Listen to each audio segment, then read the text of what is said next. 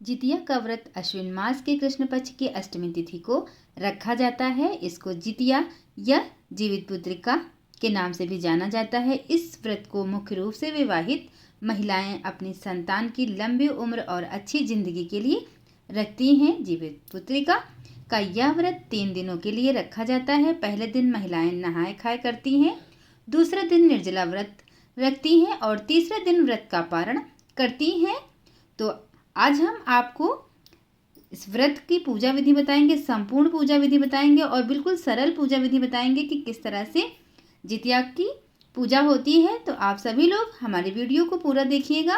Video पसंद आती है तो लाइक करिएगा, शेयर करिएगा और हमारे चैनल को भी सब्सक्राइब कर लीजिए। जैसा कि मैंने पहले ही बताया कि जितिया का व्रत हिंदू धर्म में संतान की लंबी उम्र और उसकी मंगल कामना के लिए किया जाता है। माना जाता है कि इस व्रत को जो भी माँ करती हैं उनकी संतान की आयु लंबी होती है, जीवन भर किसी भी प्रकार का दुख या तकलीफ उनके पास नहीं आती है। जो भी महिलाएं इस व्रत की कथा सुनती हैं उसे भी अपनी संतान के वियोग का सामना नहीं करना पड़ता है। अगर आपने कहानी नहीं सुनी है तो कथा भी मेरे चैनल पर अपलोड है, आप लोग सुन सकते हैं।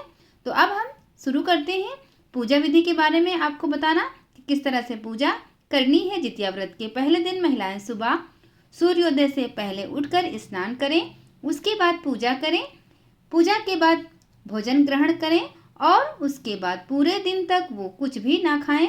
दूसरे दिन सुबह स्नान के बाद महिलाएं पहले पूजा पाठ करती हैं, फिर पूरा दिन निर्जला व्रत करती हैं। इस व्रत का पारण छठ व्रत की तरह तीसरे दिन किया जाता है। पारण से पहले महिलाएं सूर्य को आर्घ्य देती हैं, जिसके बाद ही वह कुछ खाना खा सकती हैं। इस व्रत के तीसरे दिन झोर भात, मरुआ की रोटी और नौनी का साग खाया जाता है। जितिया व्रत की पूजा विधि कुछ इस प्रकार है, जिससे मैंने पहले ही बताया कि जितिया व्रत के दिन महिलाएं सुबह सूर्योदय से पहले उठकर स्नान करके स्वस्थ हो जाएं, साफ सुथरे कपड़े पहन लें। इसके बाद निर्जला व्रत का संकल्प लें, फिर पूजा स्थल पर गंगा जल का छिड़काव करें। इसके बाद गाय के गोबर को पूजा स्थल पर लीपें, गोबर से लीपें गाय के गोबर से। फिर वहां एक छोटे से तालाब का निर्माण कर लें।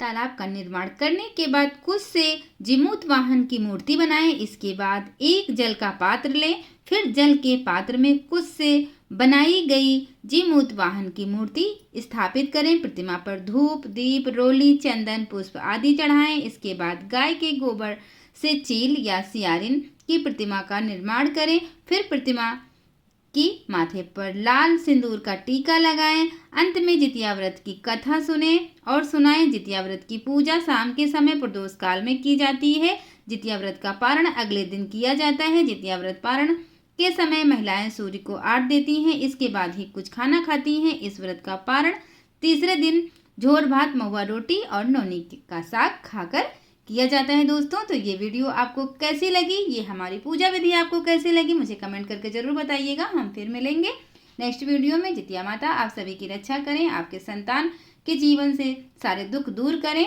उनकी सदैव रक्षा करें। हम फिर मिलेंगे नेक्स्ट वीडियो में।